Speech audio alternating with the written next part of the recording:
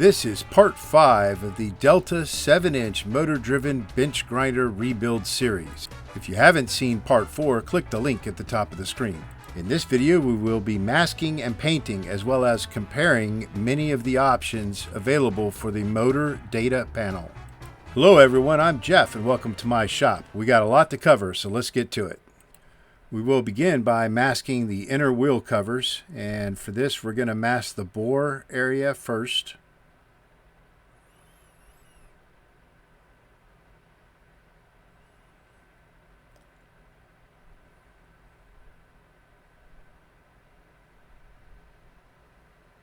And once we've got that bore masked off, we need to mask the milled surface on the top, or as we're looking at it here.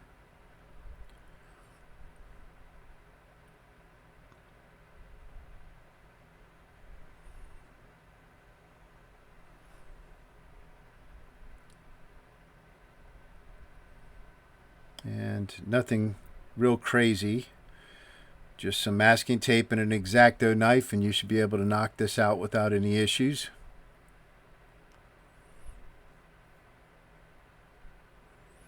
And this is the second inner cover. It's done exactly the same way.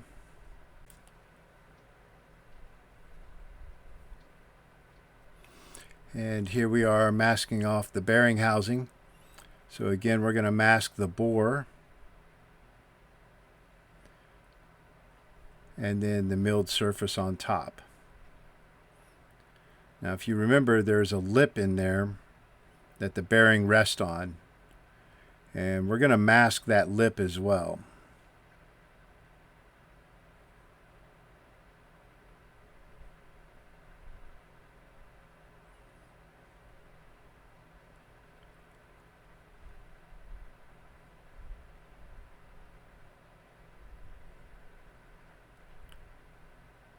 And this is the top milled surface.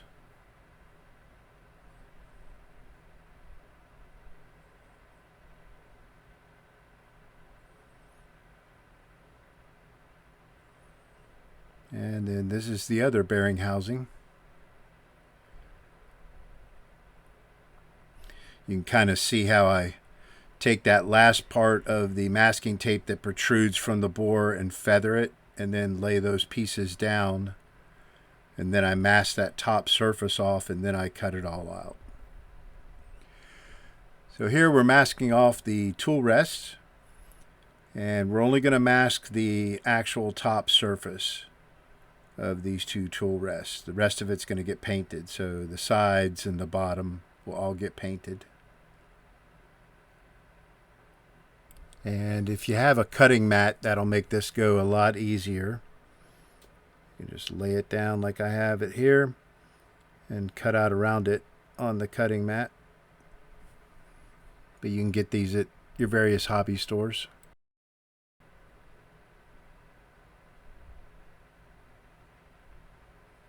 Pretty simple. Here we have one of the inner flanges. And I'm just going to mask off the top and the milled surface on the bottom of it and keep the entire inside of it from getting any paint on it.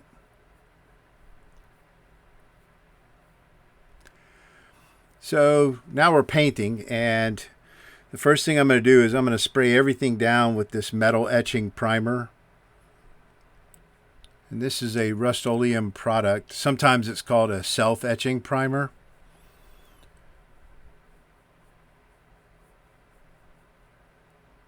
But this stuff works great. So everything that's going to get paint is going to get sprayed with this primer first. And this will help the paint to adhere. Even if the paint doesn't require a primer, this will help out.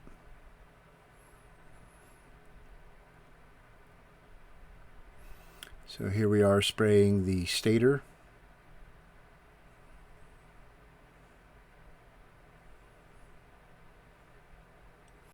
And then we have the two bearing hubs. So I'm only going to spray half of a lot of these parts first, and then I'll let that primer cure for about 30 minutes, and then I can flip those parts over and then spray the other side of them. And we'll do kind of the same thing when we go to painting as well. I'm using wax paper on the various pieces of 2x4 that I have these parts laying on. And I like the wax paper because I can just throw it away. Well, I'll flip it over and use the other side of it when I flip that part over. And then I'll replace that wax paper with a new piece for when I go to paint the parts.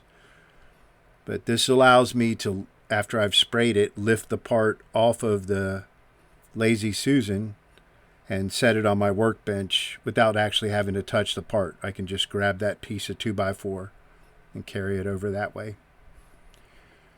So here we have some of the the brackets for the tool rest.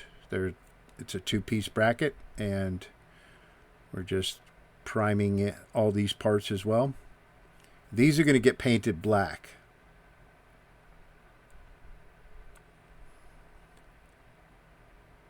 And these are the 2 outer wheel covers.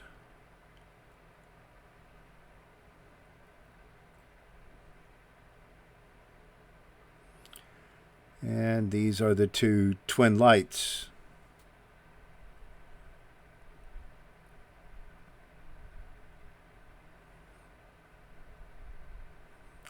Lots of angles inside there in a small area, so you just kind of move everything around to be able to paint everything. So for the black paint on the brackets, I'm using an Ace Hardware gloss black paint.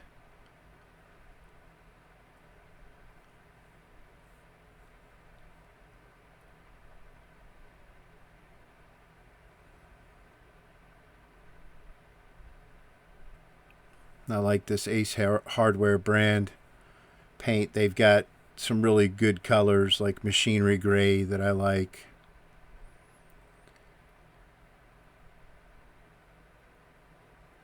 All right, and so for everything else, we will be using Krylon Color Max paint and primer all in one. And the color is Gloss Pewter Gray. And that number is 5531 on the back of the can.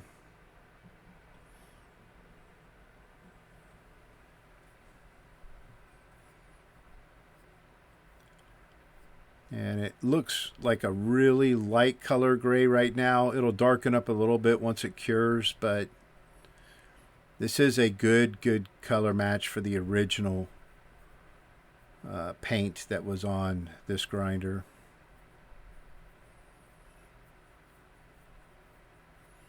And again, I'll paint all these parts half, let it cure for a day, and then I'll flip the parts over and paint the other half.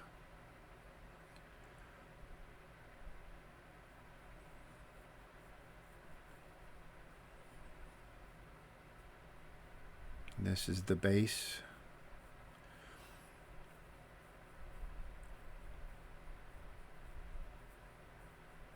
And I like to paint the inside of the parts or the bottom of the parts first. That way when I flip them, if they weren't completely cured and that messes up the paint on the bottom, it's not a big deal. But it also gives me an option to fix any runs or anything like that that may happen. And here we are with the stator.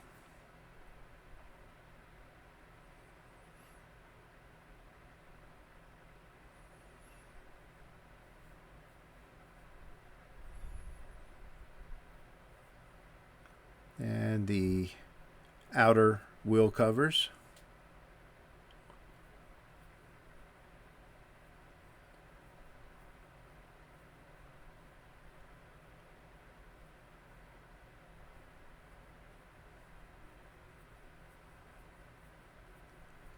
And these are the twin lights.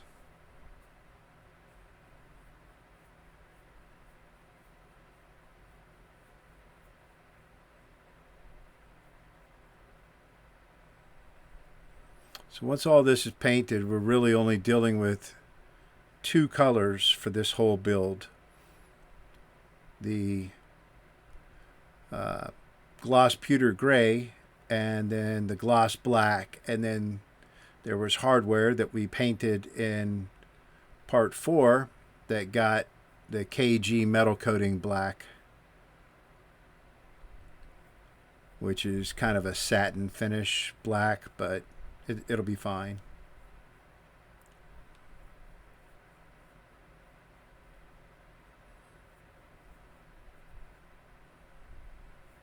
And this is all the parts that have been flipped over, and we're painting the other side of them now. It's been a day.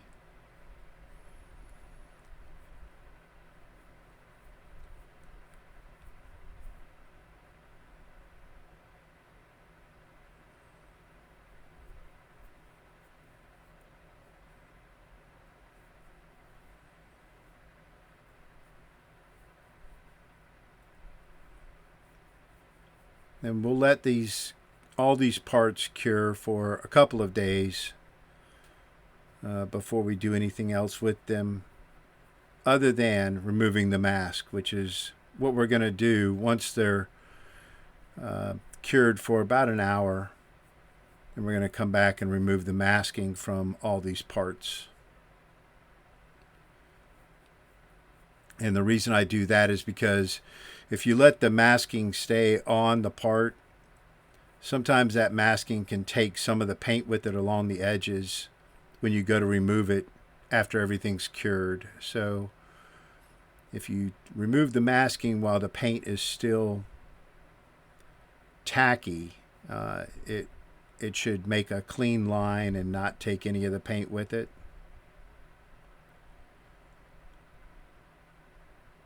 So this is just taking the masking off of the stator.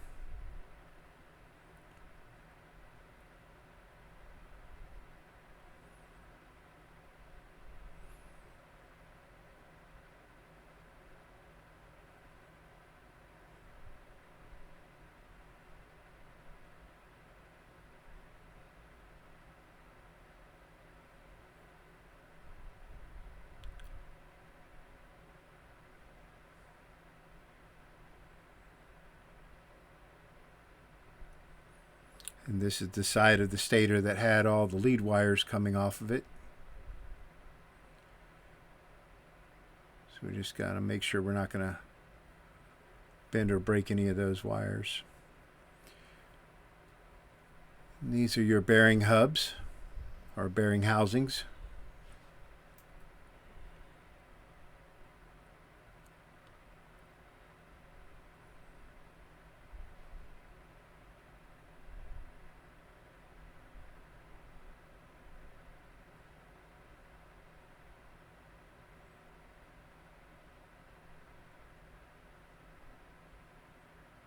Pretty simple.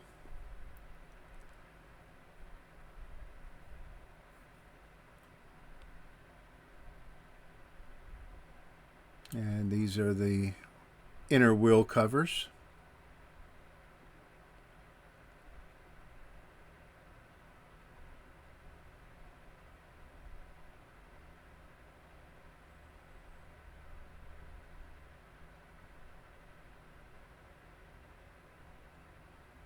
So the one thing that hasn't been painted, and you really haven't seen it since I was able to get the bracket out of it, is the quench cup.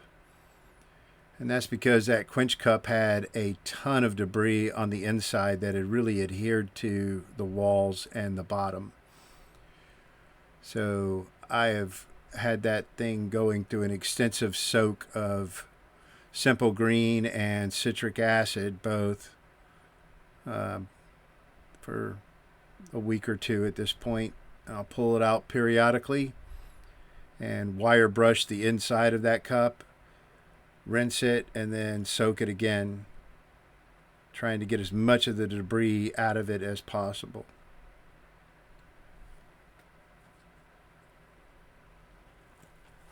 So these are the parts that we painted with the KG metal coating. And this is after they came out of the oven.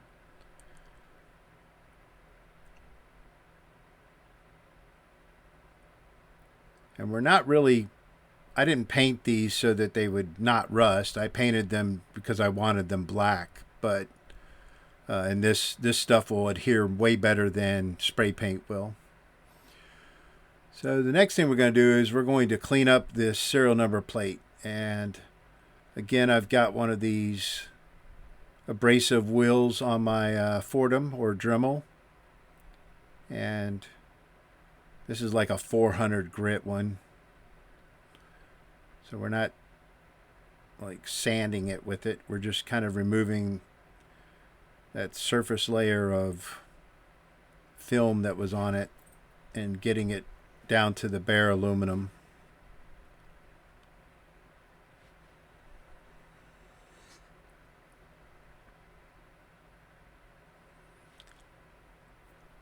And next we're just going to clean it up with some acetone.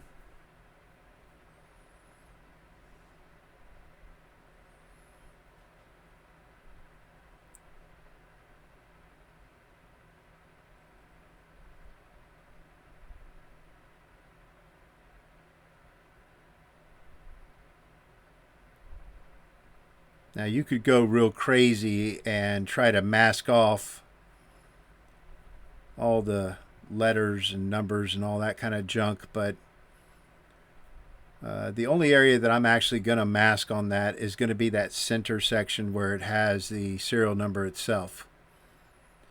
The rest of it I'm not going to mask at all. And then I've got a piece of masking tape that I'm taping to this 2x4 that's reversed, so the sticky side is facing up, and we can just adhere this to it so it won't fly around when we go to paint it. We're going to be painting this with a gloss protective enamel Rust-Oleum paint. The color is Sunrise Red, and it is 77622830 gloss Sunrise Red. And this is a really good match for Craftsman Red, and it's not necessarily a perfect match for the Delta Red, but it's close enough. And then I'm going to come back after it's already dried and scrape away the paint on the parts or the areas of the tag that are supposed to be just bare aluminum. So here I've got a flat blade in my X-Acto, and I'm cleaning off that serial number panel area.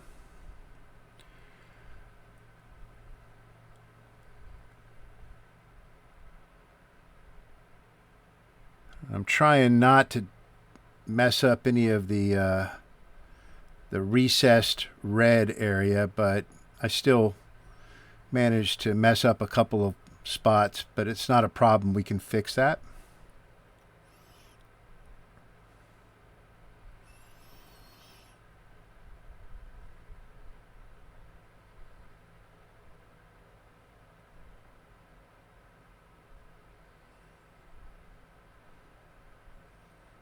See how we messed up that corner there, but we can come back and fix that.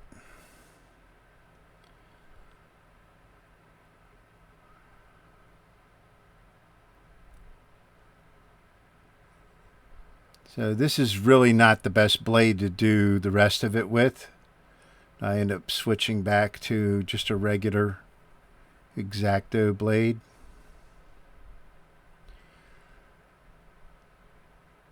And we're just going to scrape the paint off of the lettering here.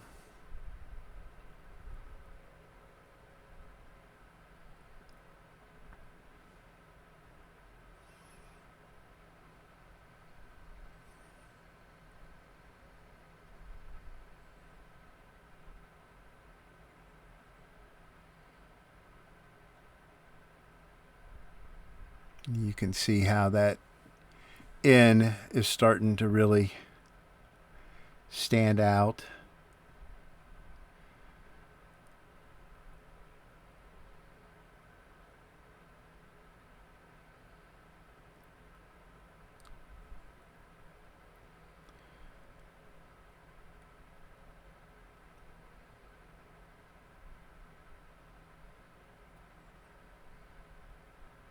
So I've seen people that have worked on stuff like this before, and they've used like a masking fluid on the lettering and stuff, and then all they've got to do is rinse the masking fluid off. But that just seems like too much work for me. I think it's just easier to come back and scrape away the paint you don't want.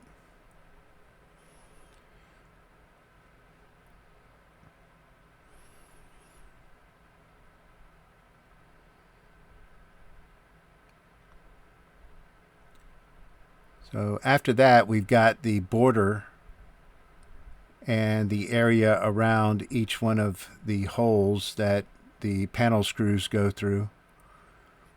And I just messed it up again. Sorry, my magnifying glasses are in the way of seeing anything, but no big deal. So the way I'm going to fix this is I sprayed some of the spray paint on a piece of cardboard right where the tape was at, and I'm just using this little piece of wood to transfer the paint onto the tag.